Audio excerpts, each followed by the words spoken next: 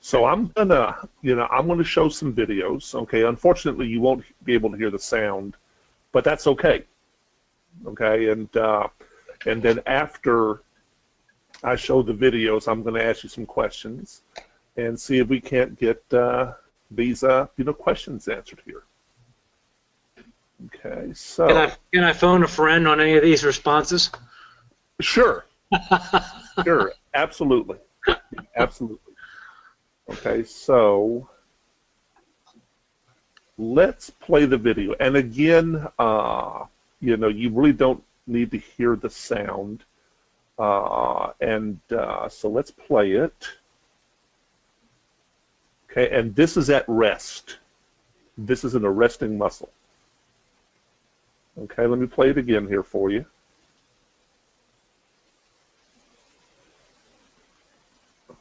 A single waveform. Fibrillation and positive sharp waves. Yep, yep. So let's talk about our questions here. Okay, so identify the waveform. What is this? Looks like fibrillations. It looked like it started out fibrillation potentials when you first ran the And then what happened? turned into some positive sharp waves. And then what happened after that? We play it again. Watch it all the way through. Changes now, and then changes again. Okay. So this thing has changed the morphology twice on us here. So you're saying that this is a fib that has changed into a positive sharp wave and then it's changed back into a fib? Is that what you're trying to tell me? Sure looked like that based on my knowledge. And you are correct. Okay.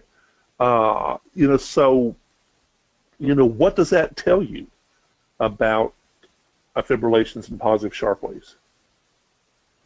Unstable membrane muscle. Yeah, they're basically the same potential. And the reason they look different is because the tip of your needle is recording them from a certain position. And if that changes, it can change the morphology. Okay? So when you see these waveforms, what is that indicative of? Unstable muscle membrane. Okay, and what else? There's one other thing. Actually, let me rephrase the question. Yes, unstable muscle membrane that are seen in what two types of conditions? Possible denervation. Possible denervated muscle. Okay, so an axon loss. Okay. Component. Okay, and then in what other condition, or during what other process do you see these?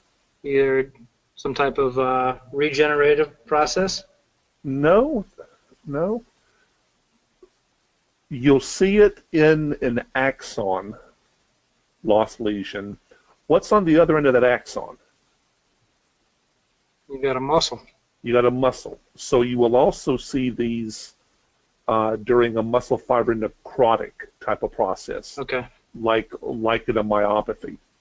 Very, very rarely might you be able to see these in a neuromuscular junction disorder. I mean that's very rare, but typically these unipotentials will be widespread in either an axon loss type of lesion or in a myopathic lesion. Can you see these in normal muscle? No. No. And why not? Well, have you ever stuck a muscle and maybe got a little burst of increased insertional activity and maybe a positive sharp wave or two, and then never saw them again? Possibly in one quadrant. Yeah.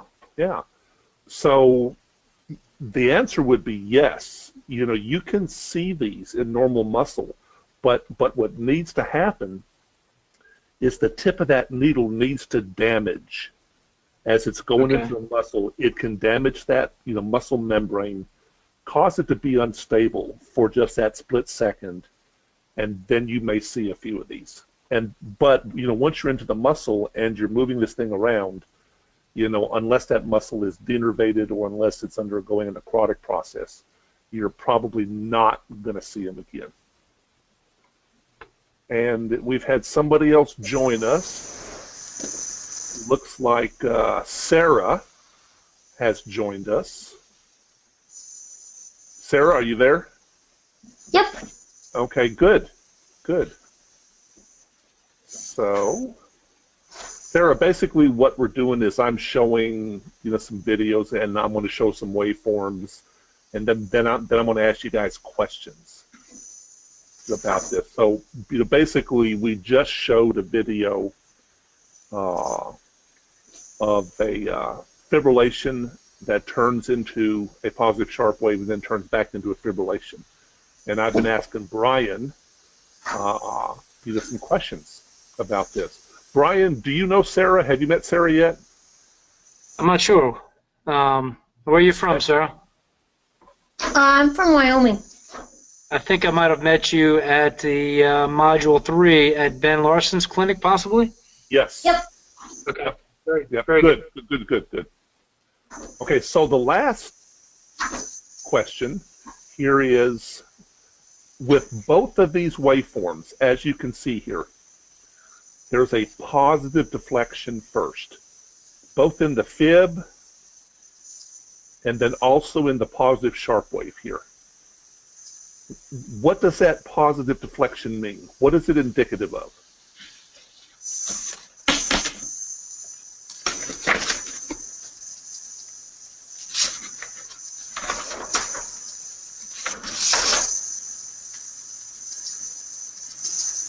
Anybody? Well, the negative deflection would be the initiation of the action potential. But this is not an action potential. This Right. is a Sorry. spontaneous. Yeah. So sorry. in either a spontaneous potential or in an action potential, what is the significance of a positive deflection and a negative deflection? What does that mean in relation to our recording electrode position to that waveform?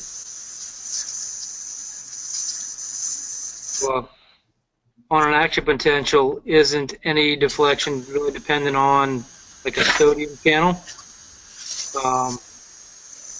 Getting close. Yeah. Is it you're too far away from an action potential? Yeah. What it means is when you have a positive deflection, that means that your recording electrode is away from where that potential is being generated from. Okay, so it's distant. If you have a potential where you have a negative deflection first, that means that your recording electrode is directly over where that potential is being generated. Have you guys ever done a motor test recording off of a muscle and got a positive deflection first? Yes. What that tells you is that your recording electrode is off of the motor point for that muscle. And the same with these potentials. When you have the positive deflection, that needle is away from where those potentials are being generated from. Okay? So, that being the case, let me ask you this question. Is it possible, is it within the realm of possibility that a fibrillation or a positive sharp wave, maybe, could have a negative deflection first? Is that even remotely possible?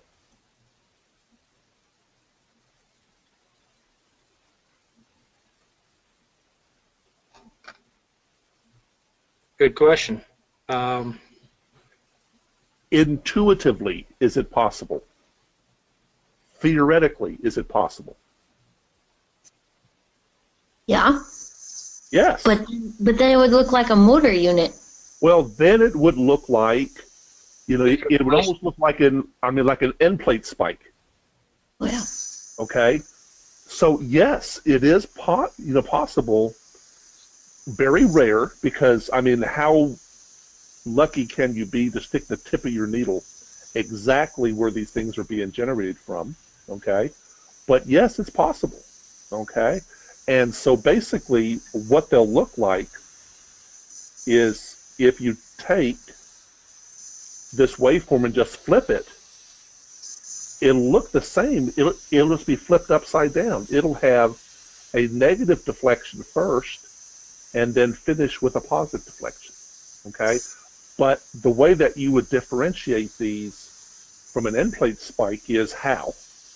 How do fibrillations fire versus end plate spikes? One's more regular. Which one's more regular? The positive sharp waves. The positive sharp waves or the fibs will fire in a regular manner. End plate spikes will fire erratically. And be painful. And be painful. Absolutely. Very good. Very good. Okay. So take a look at this. And again, guys, I apologize for you guys not being able to hear this. But look at our settings here. Each of these increments is 2 millivolts. Okay? Sweep speed is 10. And we have a needle in the FDI muscle, and we're actually making that muscle contract. And we're going from minimal to where at the end of the video, it's going to be maximal contraction. Okay? So, let's watch this.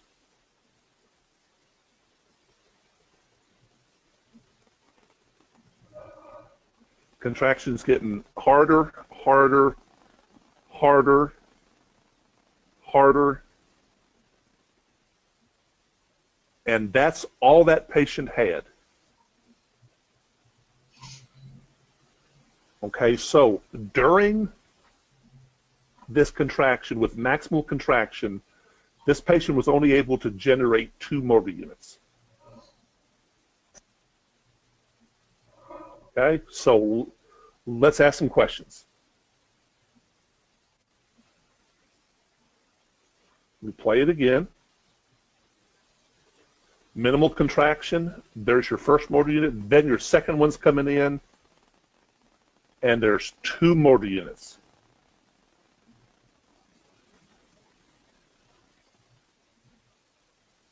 Okay, so there we go.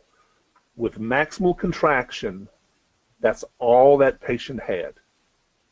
2 motor units. Okay? So, what are these waveforms? What are these called? I've already told you.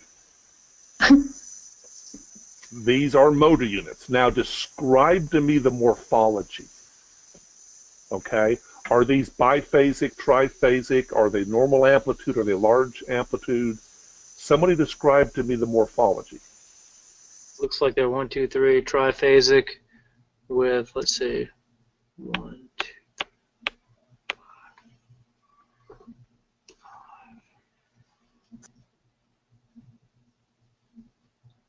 Can you break down the? Can you go back one slide? Let me look at that. It's 2 millivolts. Okay. It's 2,000 microvolts going up, dot to dot. Okay, so and it's 10 milliseconds across. So describe to me the morphology of the smaller one. How many phases? I would say biphasic. Yeah, biphasic. What about the amplitude? It's you said that was each one was 200. That's 400.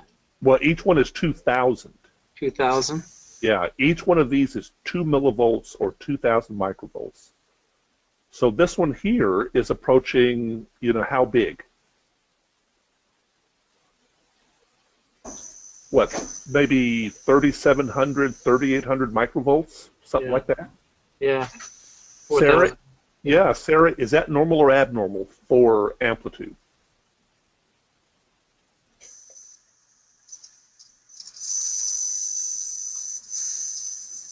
I want to say it's normal. It is normal. What's the upper limit of normal for amplitude? Isn't it 6 to 7 with the maximum contraction? Exactly right. Yeah. The number we talk about is 5 millivolts, but with maximal contraction, it can be 6, 7, 8. Okay. So describe to me the morphology of the second motor unit here. Yeah. And again, I'm going to assume both of you have picked up that these are of normal duration also. This one here is probably somewhere around 6 or 7 on the milliseconds. This one here is about 10. But other than that, describe to me the morphology of the larger one. How many phases? 3. 3. Is that normal or abnormal? Normal. Okay. Sarah, what's the amplitude of this larger motor unit? Like, it's too big. Yeah. How many increments is it approximately? Maybe about 6. 6, yeah. So what's 6 times 2,000? 12,000 microvolts. 12 millivolts. So that's way larger than normal. Okay? So, these are neuropathic motor units, okay? There's a normal amplitude and a large amplitude. They have normal duration, and they're not polyphasic, correct? Correct. Okay. Now, name the condition, or name a condition in which you can see these type of waveforms.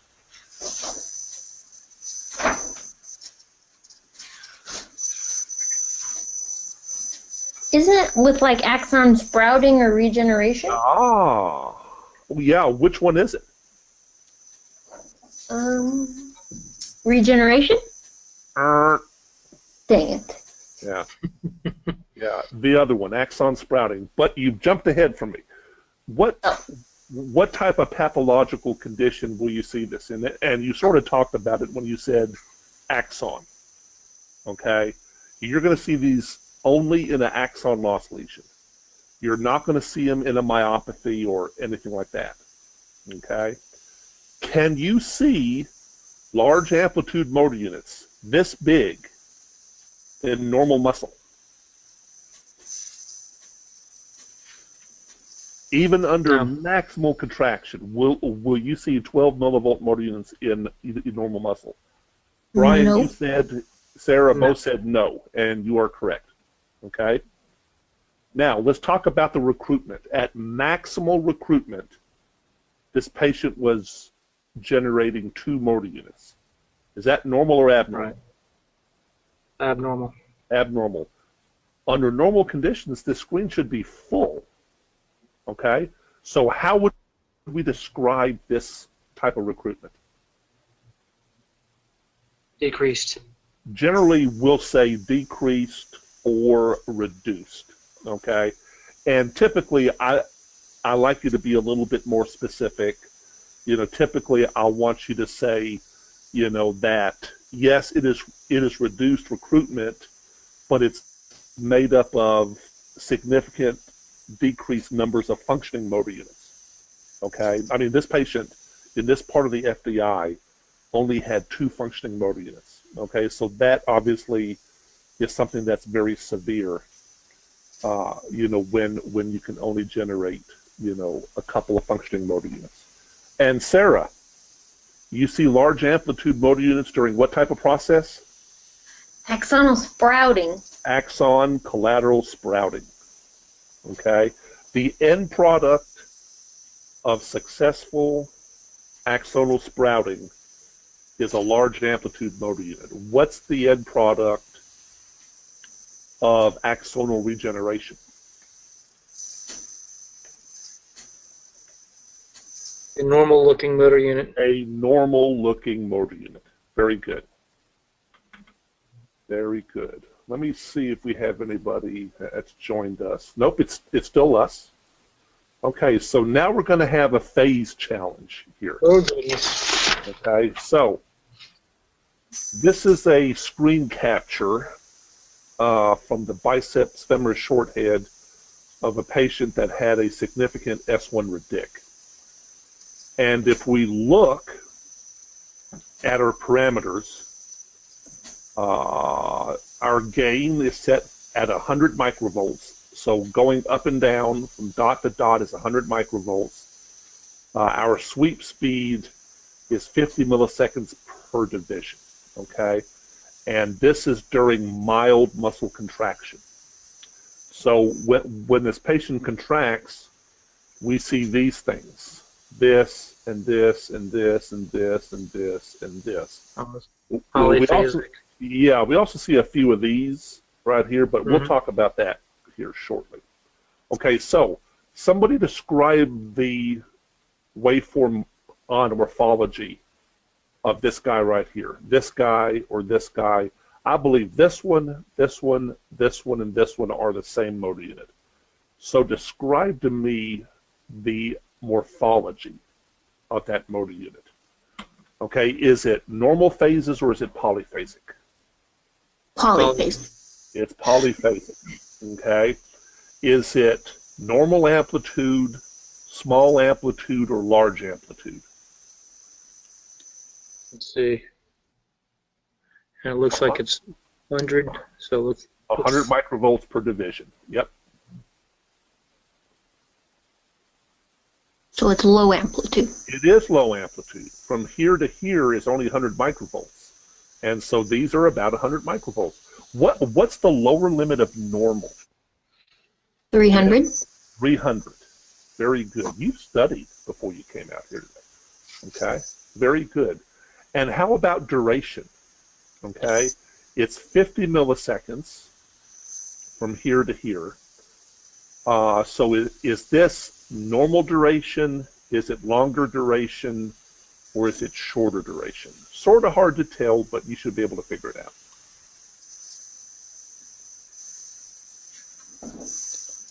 I would say long duration. Well, how many of these will fit from here to here? If you cut that out, yeah, probably 4 or 5. Okay? Yeah. So the duration is going to be somewhere around 10 to 12 milliseconds. So is that normal duration or is that long duration? Normal. It's normal. Yeah. So these are, again, these are neuropathic motor units. They're highly polyphasic, small amplitude, and normal duration. What do these look like, Brian?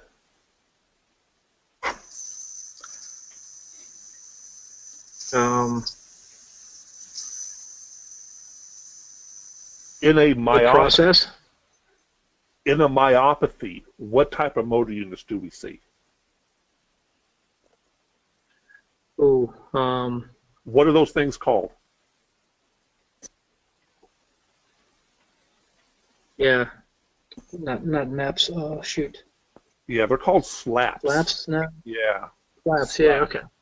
So SLAP stands for short duration, low amplitude, polyphasic potentials. So these look just like SLAPs, except that the duration is normal. If you took one of these and squeezed it together, so it's about half the duration, then it certainly could qualify to be a SLAP. Okay?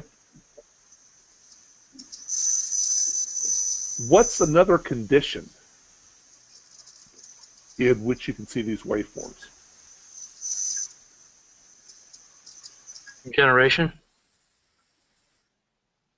Yeah, sort of a trick question. You know, you can see this in any type of axon loss lesion. Can you see these waveforms in normal muscle? No. No is correct. And then, Brian, presence of this waveform is indicative of what type of ongoing process? To me, it's some type of regeneration. It's axonal regeneration, not some kind of. It is. Right. This is axonal regeneration, okay? And if we forget these here for a second, but if we look at these two little things here, there, and here, and maybe this guy out here, this is the predecessor for this. What is this little unit called? This is what appears first in an axon loss lesion that is undergoing regeneration. What's this thing called? Nascent potential? Nascent potential. Exactly right. Sarah, have you been studying? I have my book right here. Oh, so you're cheating, which is okay. Okay? So whoops, these are nascent potentials. So during axonal regeneration, when that regenerating axon first gets back down to one of those denervated muscle fibers, you're going to see that nascent potential. And then as it adds more of these nascents, as it adds more muscle fibers to its group, you're going to see these low amplitude, highly polyphasic motor units. And then as we talked about earlier, with time, all of these are going to turn into what? What's the end product of axonal regeneration? Normal motor unit? A normal unit. A normal motor unit. What's the end product of a motor unit from axonal sprouting? Large amplitude. Large amplitude. Exactly right. Exactly right. Okay. So here, we actually got two different motor units. So we had this normal one here, then we've got this big clunker, and this is the same one. This one here is the same one as that one, but this one here, the normal one's firing a little bit faster, so it looks closer. Okay? So our gain here is at 200 microvolts per division. So each of these dots going up is 200 microvolts. Our sweep going side to side is 20 milliseconds. Okay? And this is in mild muscle contraction of the flexor carpi radialis in a patient that has a cervical radic. Okay? So let's get to the questions. What are these waveforms? Describe the morphology of these two waveforms. This guy right here. Polyphasic, large amplitude, long duration. Okay. So, highly polyphasic. What's the amplitude? So about 18,000? Probably about 1800. 1800. Okay, 1800. so Yeah. 2 millivolts here from top to bottom. And then the duration, if we measure from here to here, that's 40 milliseconds. Okay, because we've got two increments. So this guy here is probably about 45 on a milliseconds. This one here is 1, 2. This one here is probably close to 50 milliseconds. Okay, so between 45 to 50 milliseconds. Okay, so these again are neuropathic motor units, long duration, highly polyphasic. Okay, same trick question. Name another condition. Okay, so again, any type of axon loss lesion, you can see these type of things. Presence of this type of waveform is indicative of what type of ongoing process? In other words, a polyphasic means that the axon is healing. Which process are we undergoing? Did we decide whether the amplitude on this one? I think I got it wrong. You said it was 200. Each division was 200, and I counted 1, 2, 4, 5. So it's 2 millivolts from top to bottom. Okay. So this one here is probably 1800. This one here could be 2000. Okay. Okay. Is 2000 microvolts? Is that normal amplitude or is that large amplitude? Large amplitude. No, it's normal. Okay. It's normal. upper limit of normal for a Type 2 motor unit Okay, yeah. Okay, is up to 5,000. Okay, okay. so these are normal amplitude, but they're highly polyphasic. Okay. So the process that's occurring here, is it regeneration or is it sprouting? Regeneration. Generation. Okay. Why am I leaning towards sprouting?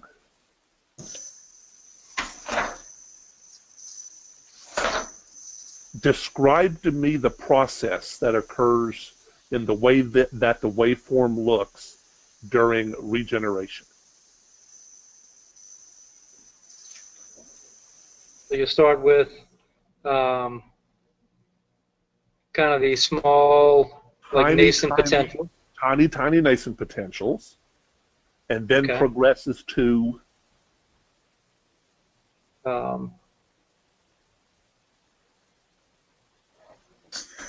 Oh, is it because those are smaller in amplitude as they it's gonna progress to a low amplitude polyphasic. And keep in mind, if I draw a line here and I draw a line there, this amplitude in between, that's 200 microvolts from here to here. If we go back one slide, how big are these? Didn't mean to do that. Crap. There we go.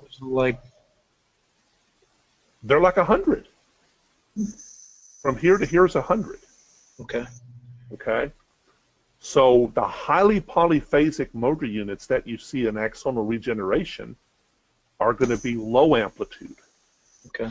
And then as they mature, they're going to become what? They're going to become normal amplitude and normal configuration. Okay?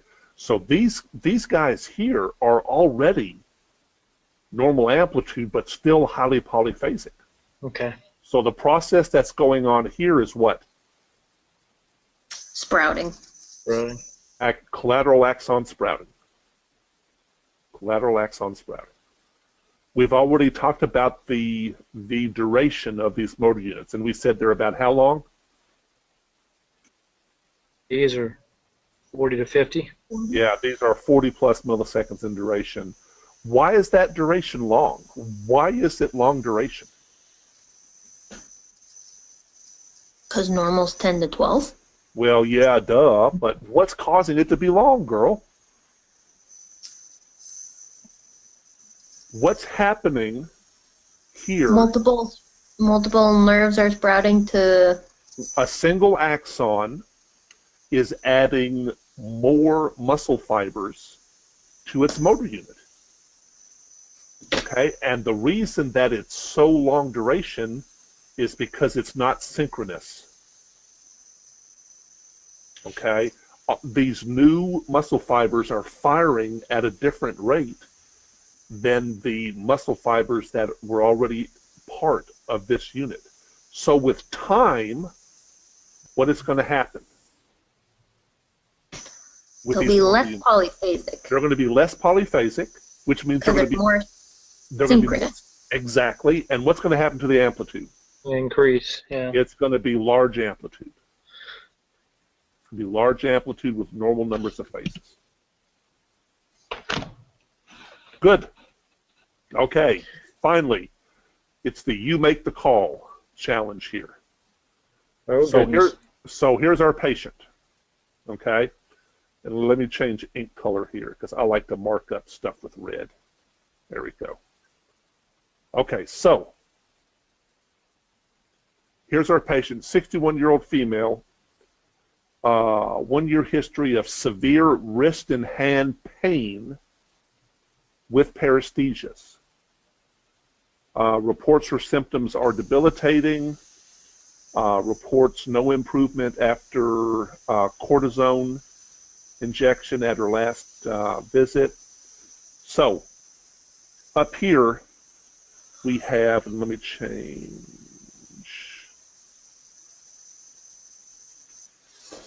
These are our sensories here.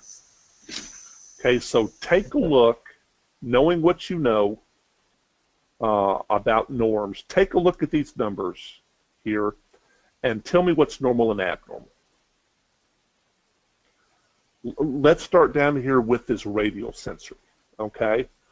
Over 10 centimeters, latency was 2.2 milliseconds, and the nerve conduction is 46. Okay.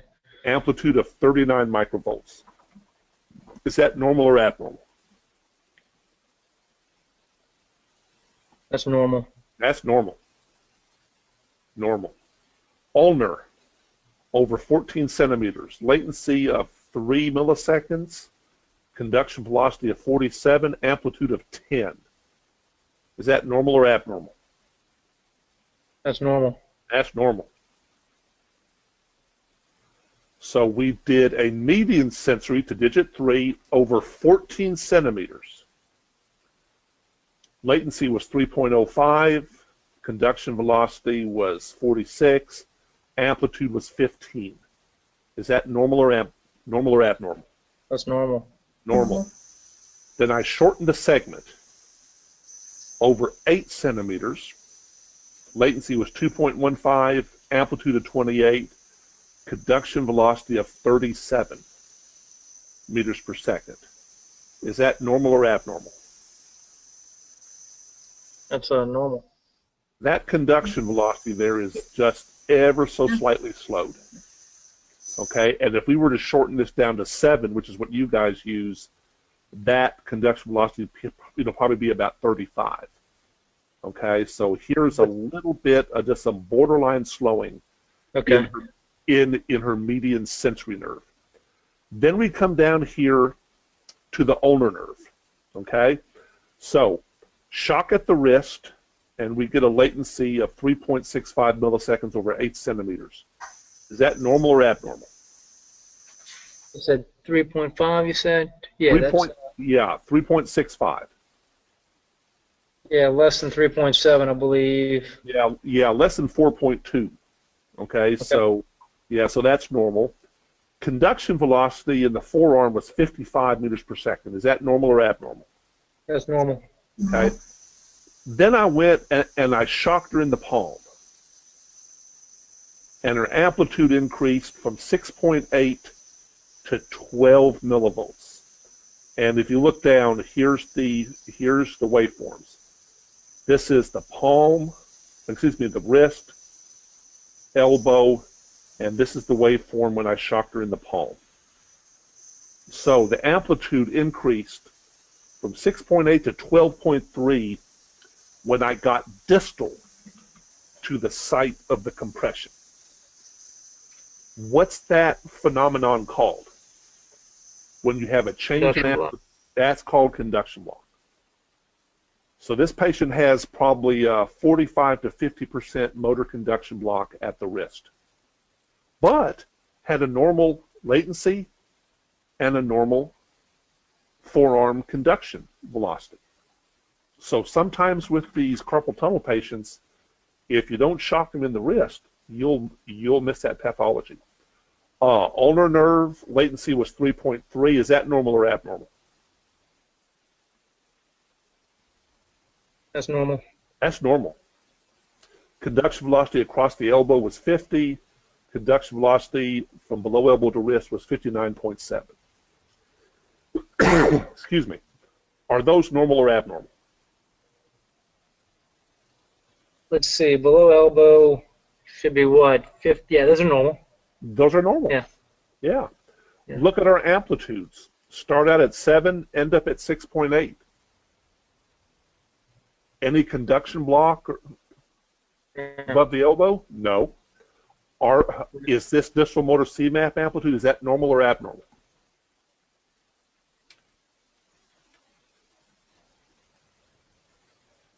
What's the lower limit of normal for the ulnar motor nerve recording off the or off the AVM?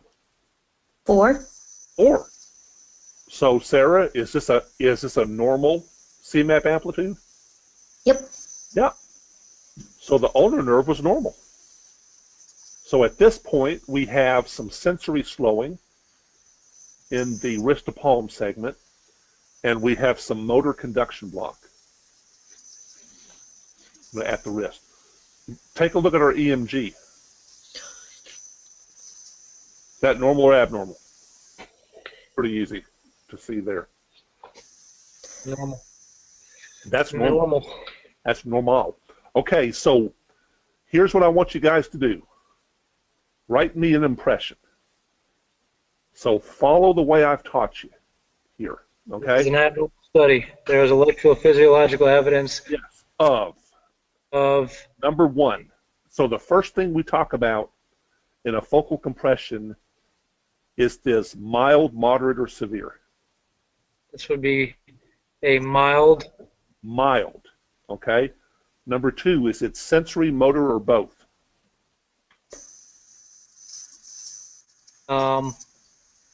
You said we were a little bit slowed on that NCV, so I would say it would have to be both. It would be both. So we have a mild sensory motor. Is this axon loss? Is this demyelination, or is this both? Both. Huh? Well, I would go, I'm looking at it from an axonal standpoint because of the amplitude and the of the conduction block in the wrist to the palm to wrist. But my question then becomes whether or not that slowed NCV is truly a demyelinating process or just from the conduction block. What slowed NCV are you talking about? Don't you have a slowed NCV? It's on the... On the sensory. Yes, on the sensory, correct. Okay. So, slowed NCV sensory, that's demyelinating. Explain to me your rationale behind calling this axonal and demyelinating. We certainly have demyelinating because we got the slowed sensory NCV. Where's the axon component coming from? Well, just in my training, I thought anytime that we see typically any type of axon, there'll be some decreased amplitude. Okay, where's the decreased amplitude? Tell me where the decreased amplitude is. Well, just proportionally from the wrist to the palm. Nope. The only thing you look at is that distal motor CMAP. Okay. So what's the distal motor CMAP for that median nerve? What's that amplitude? 12. 12.3. Yeah. That's normal. Okay. There's no axon loss here. Okay. If there was axon loss, what would those amplitudes be? What would the amplitude in the palm be if there was axon loss? Wouldn't they decrease? It would be less than what? What's the lower limit of normal for the median CMAP amplitude? Well, 50% decrement. No, forget 50%. What's the absolute number for the lower limit of normal CMAP amplitude for the median motor nerve recording off the APD? It's the same as the ulnar, 4.0. 4.0 millivolts. Okay, so if you shock in the palm and the amplitude is 12, then that certainly is not axon loss. But if that amplitude was 2 or 3 in the palm, okay, then it certainly would be. Normally, here's the problem with your guys' machines, okay? So say in the palm it was 12, but let's say at the wrist it was 3, and at the elbow it was also 3. Is that axon loss?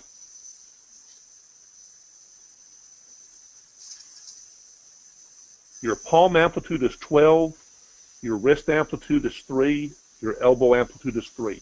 Is that axon loss?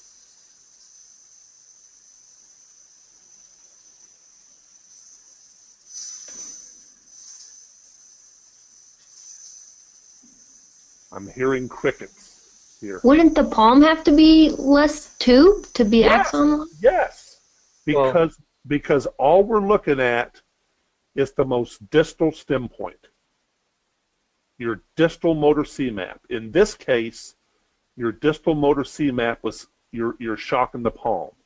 The amplitude is 12. If it's 3 at the wrist and 3 at the elbow, what does that mean?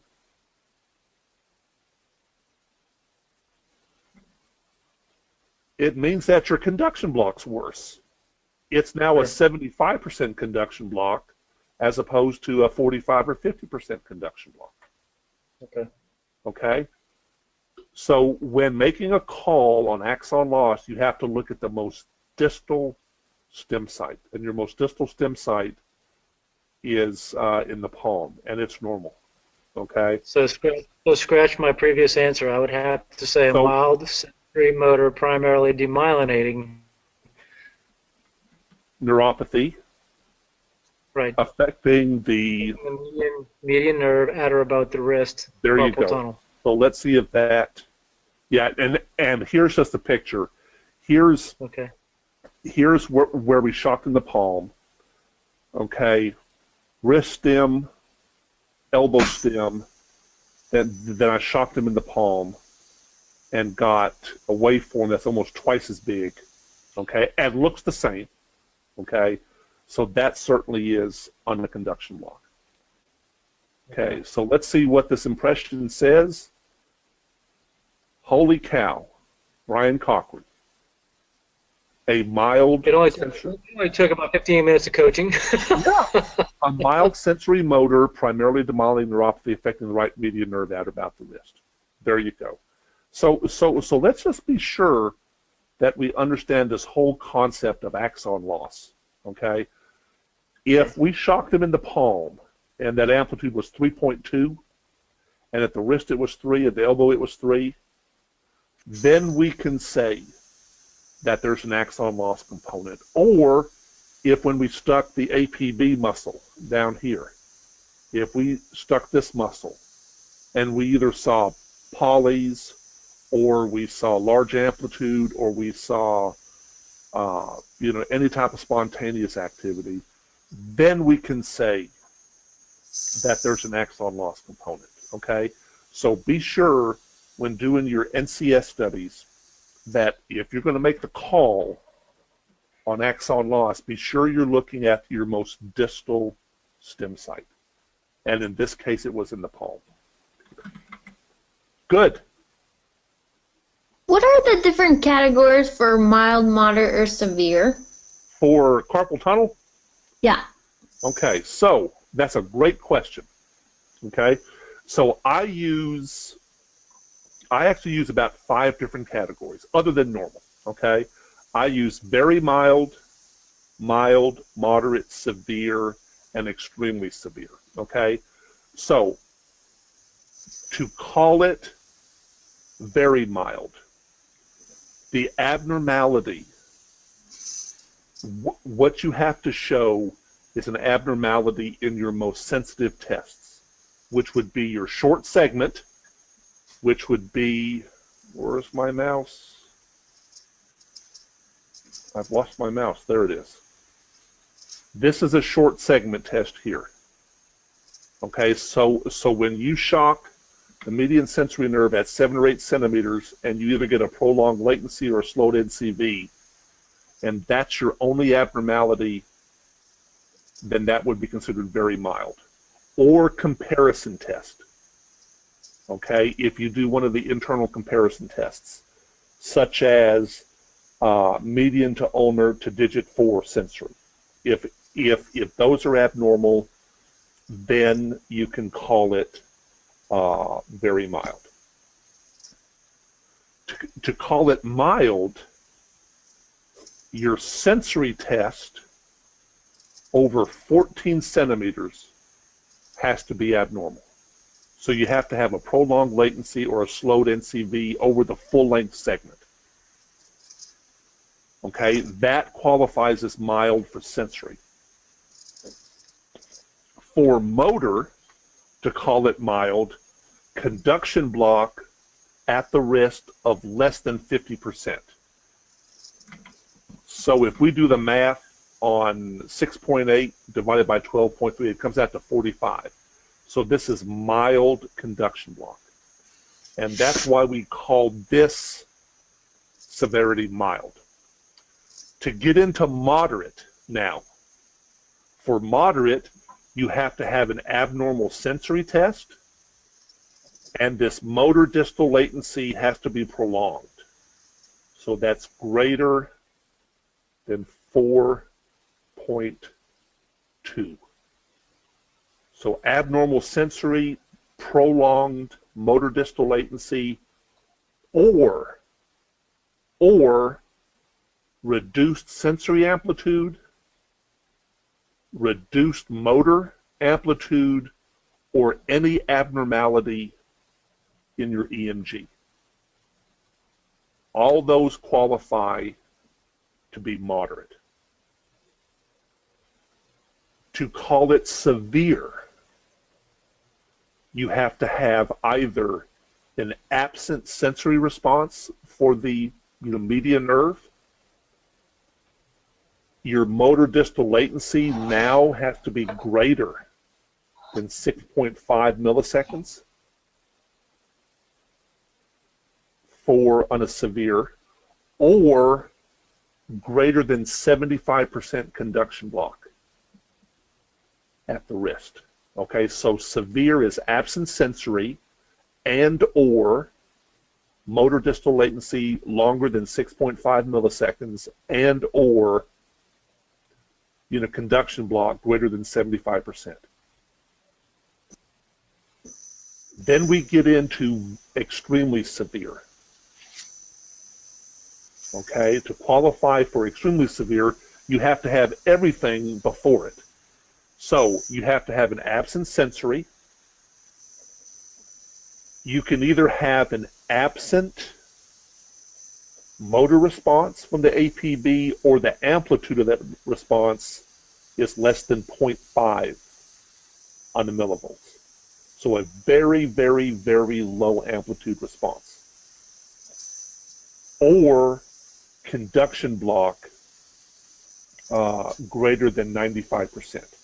Okay? It's very, very rare that you're going to see that much conduction block. At that point, what you're going to see is you're going to see that absent sensory. You're going to see that motor amplitude probably around 0.3 or 0.4 when you shock at the wrist. And at that point, most likely, you're not going to worry about shocking in the palm. Okay, so those are the standardized criteria for calling severity in carpal tunnel. The next webinar that I'm going to do, I'm going to take Dr. McKibben's algorithm for carpal tunnel, and I'm going to incorporate on a severity grading scale for each of these different levels. Okay? Well, good. That was a good intimate session. Hopefully you guys learned something. Are there any questions? Any other questions that I can answer for you while I'm still online here? No, thank you tremendously for the help. I really appreciate it. Okay. Sarah, how about you? Are you good? Yep, I'm good. Thank you. Okay. Thanks, guys. I'm going to stop the recording here, and we're going to conclude the webinar tonight. Take care, guys. Good night.